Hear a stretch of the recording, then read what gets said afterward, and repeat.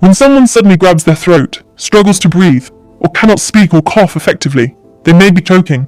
Choking happens when food or another object blocks the airway, preventing air from reaching the lungs.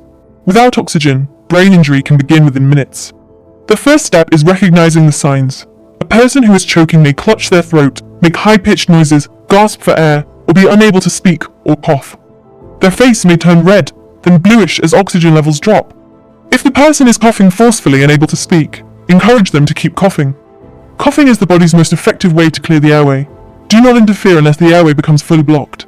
But if the person cannot speak, cannot breathe, or cannot cough effectively, immediate action is required. First, ask loudly and clearly, "Are you choking?" If they nod or cannot answer, call for help and be ready to call emergency services. Stand behind the person and wrap your arms around their waist. Make a fist with one hand and place it just above their navel below the ribcage. Grasp your fist with your other hand and deliver quick, upward abdominal thrusts. These thrusts force air from the lungs upward to push the obstruction out of the airway. Repeat abdominal thrusts until the object is expelled or the person begins breathing again. If the person becomes unconscious, gently lower them to the ground and call emergency services immediately if it hasn't already been done. Begin CPR. Start with chest compressions. Each compression may help dislodge the object.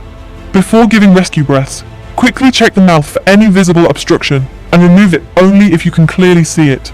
Never blindly sweep inside the mouth, as this can push the object deeper into the airway.